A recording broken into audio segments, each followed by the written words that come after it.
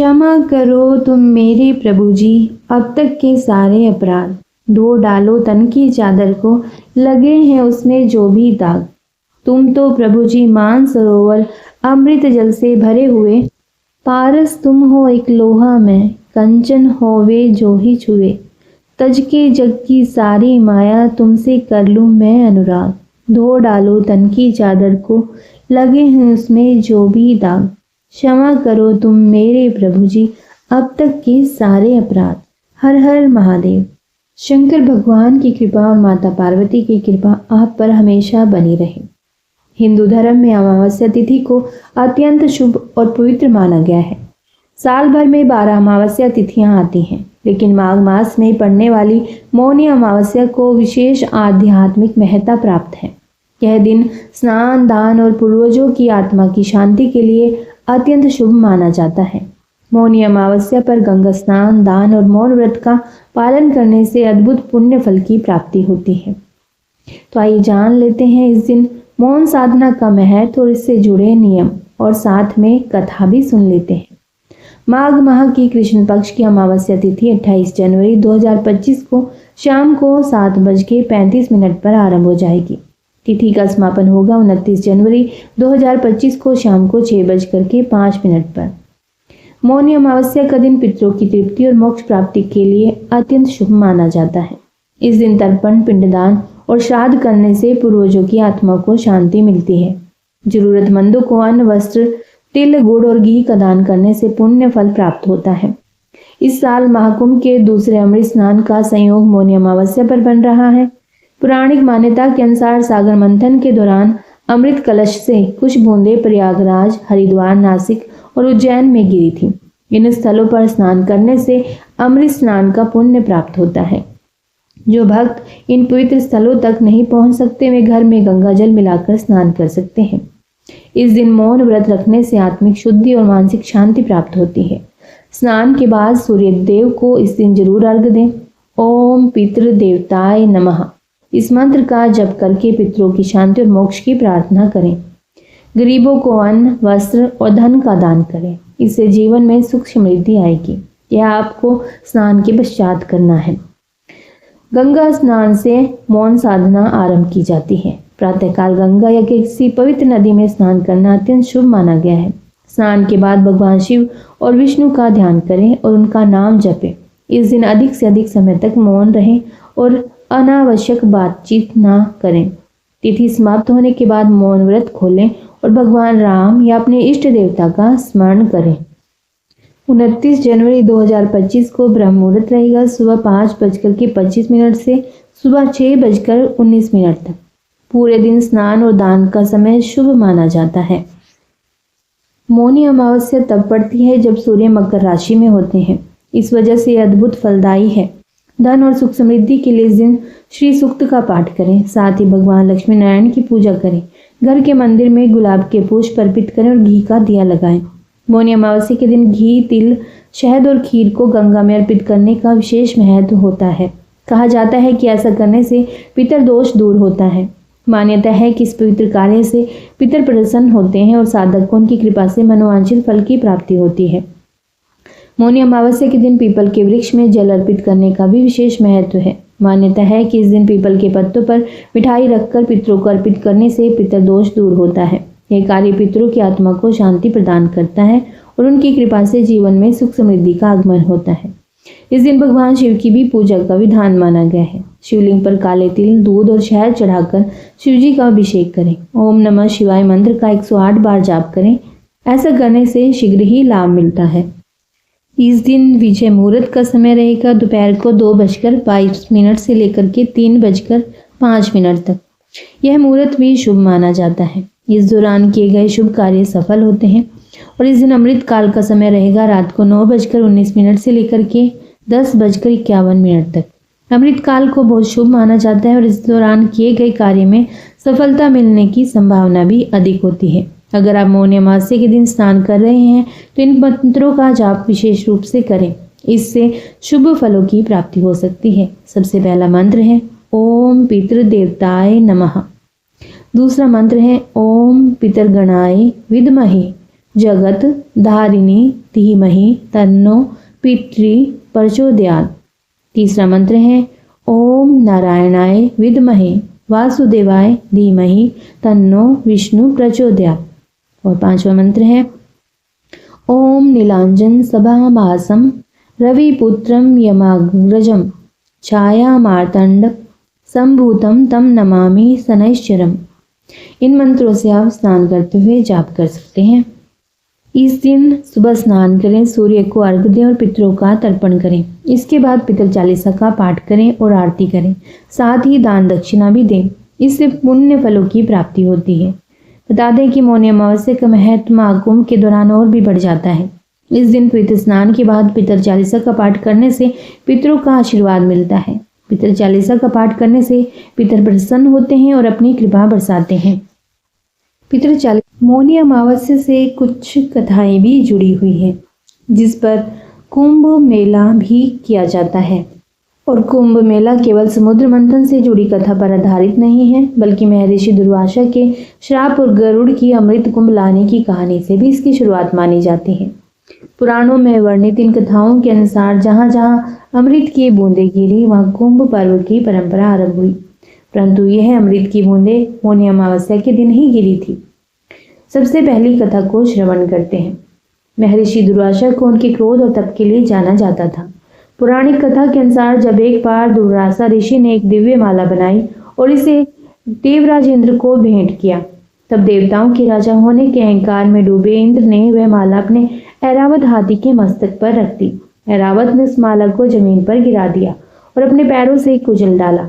महर्षि दुर्वासा ने इसे अपना अपमान समझा और इंद्र को श्राप दे दिया कि उनका वैभव नष्ट हो जाएगा और देवता अपनी शक्तियां खो देंगे। इस घटना के बाद देवता कमजोर हो गए और असुरों से पराजित हो गए। इसके बाद सभी देवता भगवान विष्णु की शरण में गए, जिन्होंने उन्हें सागर मंथन की सलाह दी। सागर मंथन से अमृत कलश निकला, जिसे लेकर देवताओं और असुरों के बीच भयंकर संघर्ष हुआ। अमृत कलश से कुछ बूंदें पृथ्वी पर भी गिरी। जिन स्थानों पर ये बूंदें गिरी, वहां कुंभ मेला आयोजित होने लगा और इस दिन अमावस्या थी, मौनी अमावस्या। ओम नमो नारायण। आइए सुनते हैं दूसरी कथा, गरुड़ की अमृत यात्रा। गरुड़ को भगवान विष्णु का वाहन माना जाता है। जो कुंभ मेले से ही जुड़ी हुई कथा है वह इस प्रकार से है। इस कथा के अनुसार प्रजापति दक्ष की दो पुत्रियां कद्रु और विनता कश्यप ऋषि से ब्याही गई थी। एक बार दोनों बहनों में इस बात पर विवाद हो गया कि सूर्य के अश्व काले हैं या सफेद। कद्रु ने अपने नागपुत्रों को आदेश दिया कि वे अश्व की पूंछ से लिपट जाएं, जिससे वह काला दिखाई दे। विनता यह देखकर हार गई और दासी बन गई। विनता और उनके पुत्र गरुड़ को भी नागों की सेवा करनी पड़ी। गरुड़ ने अपनी मां को इस दास्ता से मुक्त करने के लिए नागों से उपाय पूछा। नागों ने कहा कि यदि गरुड़ अमृत कलश लाकर दे दे तो वे विनता और गरुड़ को मुक्त कर देंगे। गरुड़ ने नागलोक से अमृत लाने का साहसिक प्रयास किया। इस यात्रा के दौरान इंद्र ने गरुड़ पर कई बार हमला किया, लेकिन गरुड़ सफल रहे। अमृत कलश से अमृत की कुछ बूंदें 4 स्थानों हरिद्वार, प्रयागराज, उज्जैन और नासिक पर गिरी। तब से इन स्थानों पर कुंभ मेले का आयोजन होने लगा। आइए सुनते हैं तीसरी कथा। समुद्र मंथन भारतीय पुराणिक कथाओं की सबसे प्रसिद्ध घटनाओं में से एक है। यह मंथन देवता और असुरों ने अमृत प्राप्त करने के लिए किया था। भगवान विष्णु की सलाह पर सागर मंथन का आयोजन हुआ। मंथन के दौरान 14 रत्न निकले, जिन्हें देवताओं और असुरों के बीच बांटा गया। अंत में अमृत कलश निकला, जिसे लेकर देवताओं और असुरों में विवाद हो गया। अमृत कलश को सुरक्षित रखने के लिए इंद्र के पुत्र जयंत ने इसे लेकर आकाश में उड़ान भरी। 12 दिनों तक देवताओं और असुरों के बीच युद्ध चला। इन 12 दिनों के दौरान अमृत की बूंदें हरिद्वार, प्रयागराज, उज्जैन और नासिक में गिरी थी। इसीलिए जहां जहां अमृत गिरा वहां कुंभ मेले की परंपरा शुरू हो गई। इनसे बोलिए भगवान महादेव और माता गौरी जी की जय। अमावस्या की तिथि पर अमावस्या माता की कथा सुनी जाती है, तो आइए अब आप सुनिए अमावस्या माता की कथा। पौराणिक कथा के अनुसार एक गांव में सास और बहू अकेले रहते थे और उनका बेटा विदेश में कमाने के लिए गया हुआ था। सास और बहू बहुत प्रेम से रहते थे। दोनों एक दूसरे की देख रेख भी करते थे। एक दिन बहू ने खाना नहीं खाया, तब सास ने बहू से पूछा कि बेटा आज तुमने खाना क्यों नहीं खाया। तब बहू कहने लगी कि सासू माँ, मेरा अमावस्या माता का व्रत है, इसीलिए मैंने खाना नहीं खाया। तब सास ने कहा कि बहू, यह व्रत क्या होता है और इस व्रत को करने से क्या फल मिलता है, यह मुझे भी समझाओ। तब बहू कहने लगी कि सासू माँ, अमावस्या माता का व्रत करने से बहुत पुण्य मिलता है, घर में अन्न धन बना रहता है, सुख शांति बनी रहती है और अटल सुहाग मिलता है, पुत्र की प्राप्ति होती है। और इसी तरह से 3 पनौती अमावस्या माता का व्रत भी रखा जाता है। इस व्रत में हर वर्ष अलग अलग खाना खाया जाता है और विष्णु भगवान के मंदिर में चढ़ाया जाता है या फिर किसी ब्राह्मण को दान दक्षिणा दी जाती है। इस व्रत में पहले साल शक्कर, घी और चावल से बना खाना खाया जाता है और पहले साल व्रत पूर्ण होने के बाद 1.25 किलो चावल और 1 कटोरी घी और 1 कटोरी शक्कर का दान ब्राह्मण देवता को दान में दिया जाता है। दूसरे साल जो घी और शक्कर से बना खाना खाया जाता है। इसी तरह जब दूसरे साल का व्रत पूर्ण हो जाए तब 1.25 किलो जौ, 1 कटोरी घी और 1 कटोरी शक्कर किसी मंदिर में चढ़ाई जाती है या किसी ब्राह्मण को दान में दिया जाता है। तीसरे साल गुड़, तेल और घी से बने व्यंजन बनाए जाते हैं और खाए जाते हैं। जब तीसरे साल व्रत पूर्ण हो जाए तब 0.5 किलो तेल, गुड़ और 1 कटोरी घी किसी मंदिर में चढ़ाया जाता है या फिर ब्राह्मण को दान में दिया जाता है। इससे ही सासू माँ 3 पनौती अमावस्या का व्रत कहा जाता है कि माँ जी, इस व्रत का संकल्प लेने के बाद इसे पूरा करना जरूरी होता है। अगर पूरा नहीं कर सकती तब घर परिवार में झगड़ा और घर में अशांति बनी रहती है, कलह होता है। तब सासू माँ कहने लगी कि बहू, मेरी तो उम्र हो गई है, लेकिन तुम यह व्रत जरूर करते रहना। और तब बहू यह व्रत करना प्रारंभ करती है। एक दिन बहू ने किसी के कहने पर गेहूं से बनी रोटी खा ली और अमावस माता इस बात से क्रोधित हो गई। अब जो सासू और बहू कभी बहू से प्रेम से रहा करती थी, अब उन दोनों में झगड़े होने लगे। सभी गांव वाले भी हैरान हो गए कि अब इनको क्या हो गया, इनके घर में यह सब क्या हो रहा है। सास अपनी बहू को कहने लगी कि जब से तुम हमारे घर में बहू बनकर आई हो तब से हमारे घर की लक्ष्मी चली गई है, तुम हमारे लिए बिल्कुल भी शुभ नहीं हो।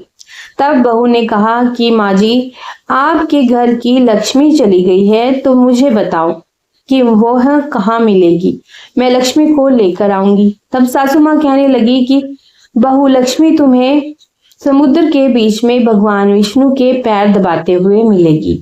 यह सुनकर बहू कहने लगी कि चली जाती हूँ माँ जी, अब तो मैं लक्ष्मी जी को लेकर ही वापस आऊंगी, नहीं तो मैं इस घर में पैर भी नहीं रखूंगी। ऐसा कहकर बहू लक्ष्मी की खोज में चली गई। जब बहू लक्ष्मी की खोज के लिए निकली तब उसे बीच रास्ते में एक गाय मिली। गाय बहू से पूछने लगी कि आप कहाँ जा रहे हैं। तब बहू कहने लगी, गाय माता, मेरी सास कहती है कि मेरे आने से उनके घर की लक्ष्मी चली गई है और धन की कमी हो गई है। उनके घर की लक्ष्मी जाने का कारण मैं ही हूँ। अब मैं लक्ष्मी को लेने जा रही हूँ। तब गाय माता कहने लगी कि बेटी, अगर तुम जा रही हो तो भगवान से मेरे बारे में भी पूछ लेना। तब बहू कहने लगी कि ठीक है गाय माता, मैं आपके बारे में भी पूछ लूंगी। तब गाय माता कहने लगी कि जब मेरा बछड़ा होता है तो वह मर जाता है, जिंदा नहीं रहता। तुम लक्ष्मी जी से पूछ लेना कि आखिरकार मेरे साथ ऐसा क्यों हो रहा है, मैंने ऐसे कौन से पाप कर्म किए हैं जिसकी वजह से मुझे यह सब देखना पड़ रहा है। तब बहू कहने लगी, गाय माता, मैं आपके बारे में जरूर पूछ लूंगी। ऐसा कहकर बहू आगे बढ़ गई।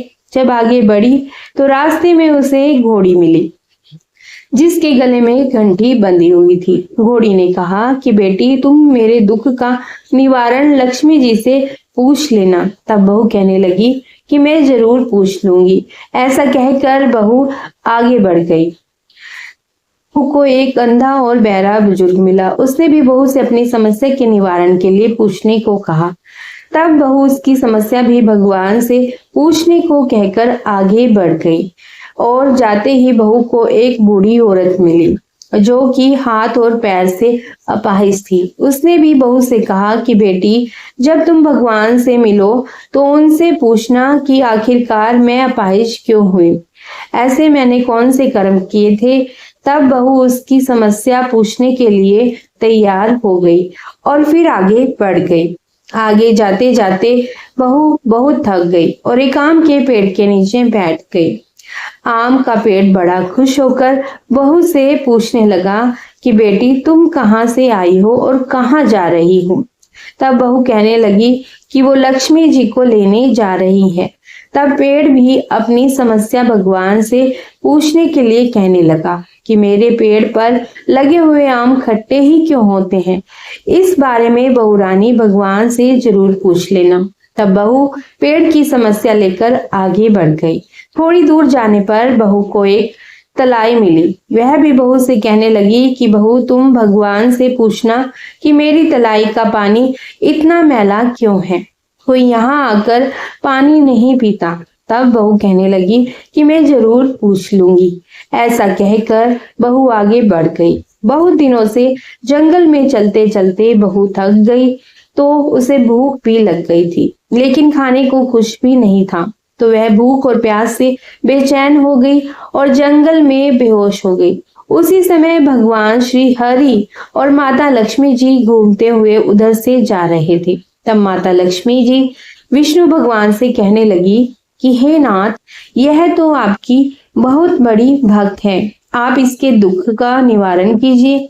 तब भगवान श्री हरि कहते हैं कि इस संसार में तो बहुत से जीव दुखी हैं, सभी अपने अपने कर्मों का फल भोग रहे हैं, मैं किस किस के दुख का निवारण करूं। तब माता लक्ष्मी जी भगवान श्री हरि से विनती करने लगी और कहने लगी कि वह भूखी और प्यासी है, अगर इसे जंगल में छोड़ दिया जाए तो जंगली जानवर उसे खा जाएंगे। माता लक्ष्मी जी की बात को सुनकर भगवान श्री हरि एक साधु का वेश धारण करके बहू के पास गए और उसे होश में लेकर आए।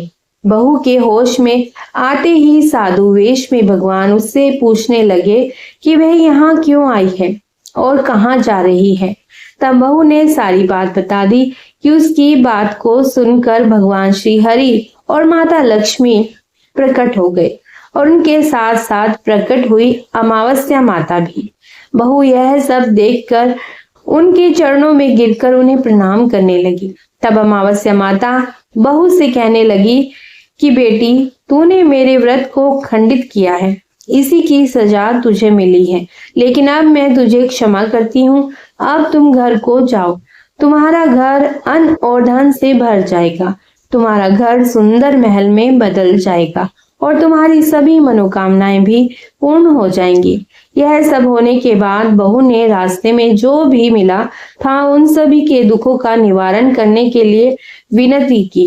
तब भगवान श्री हरि कहने लगे कि गाय ने कभी अपना दूध किसी और को नहीं पिलाया, इस कारण उसके बछड़े जिंदा नहीं रहते।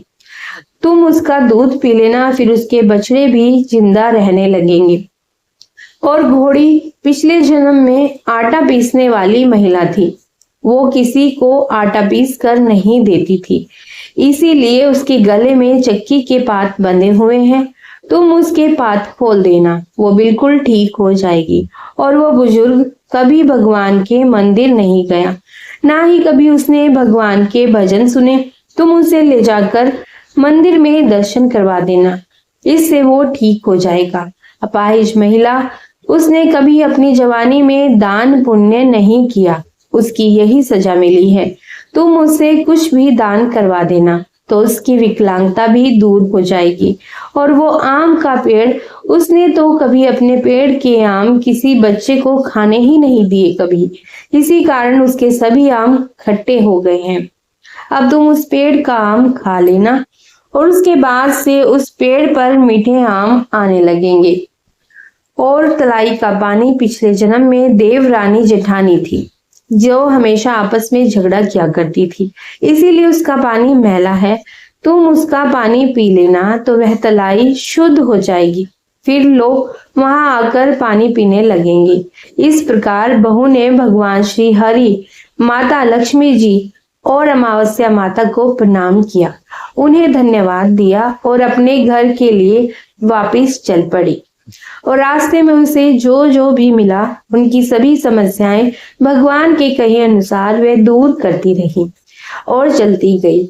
उसे भर भर कर सभी ने आशीर्वाद भी दिया। घर पहुंचते ही उसका टूटा फूटा घर एक सुंदर महल में बदल गया। उसके घर में अब अन्न और धन के भंडार भर गए। अब बहू ने सासू माँ से कहा कि सासू माँ, आपने तो सच में कहा था कि मैं आपके लिए शुभ नहीं हूँ। मेरे जाने से ही आपके घर में लक्ष्मी आई है। आप यहाँ रहिए, मैं मरने जा रही हूँ। तब सास ने कहा, बेटी, ये सब तुम्हारे अमावस्या माता के व्रत के करने का ही फल है जो हमें मिला है।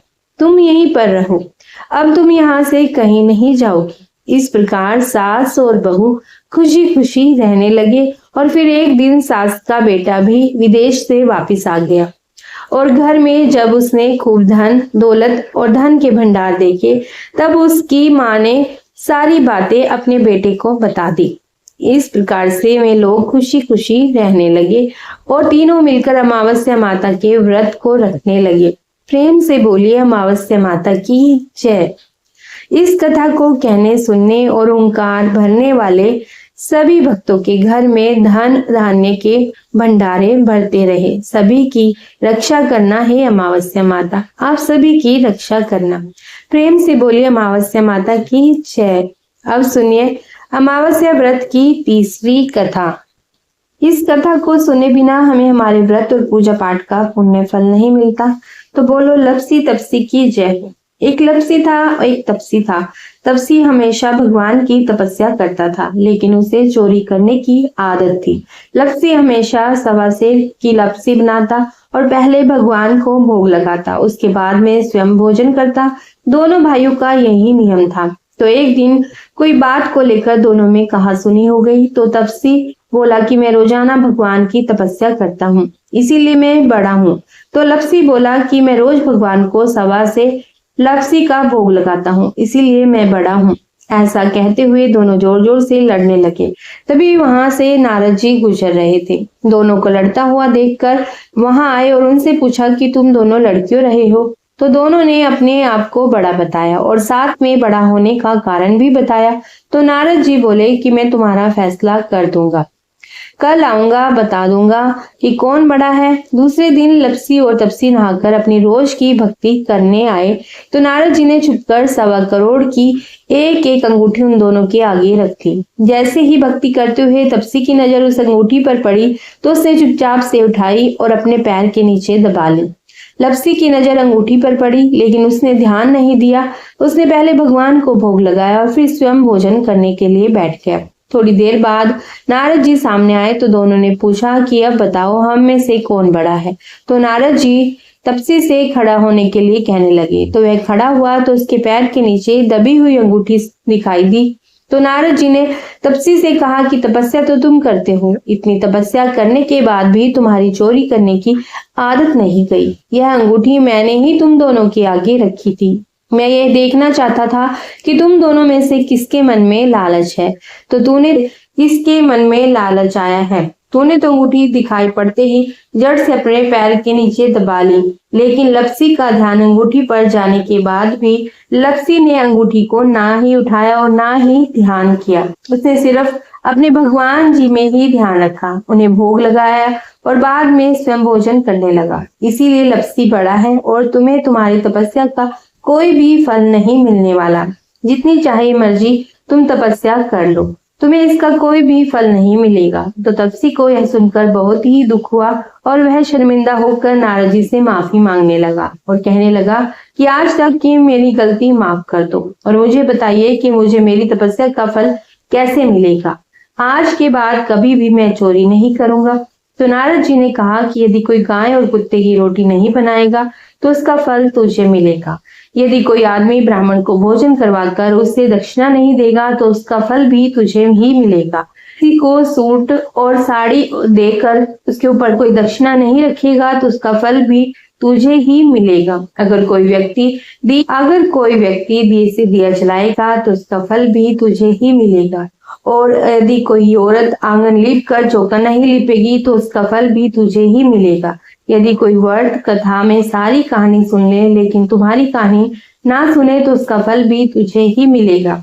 उसी दिन से हर व्रत कथा और कहानी के साथ लपसी तपसी की कहानी कहीं और सुनी जाती है।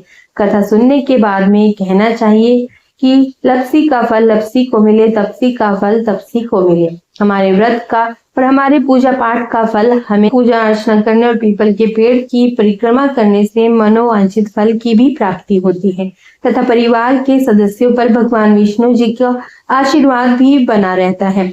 तो बोलिए भगवान श्री विष्णु भगवान की जय, माता लक्ष्मी जी की जय। बोलो भगवान शिव शंकर और माता पार्वती की कथा यदि आपको पसंद आई हो तो वीडियो को लाइक कीजिए, शेयर कीजिए, कमेंट में भगवान उमा महेश्वर भगवान श्री लक्ष्मी नारायण जी की जय भी जरूर लिखिए और चैनल को भी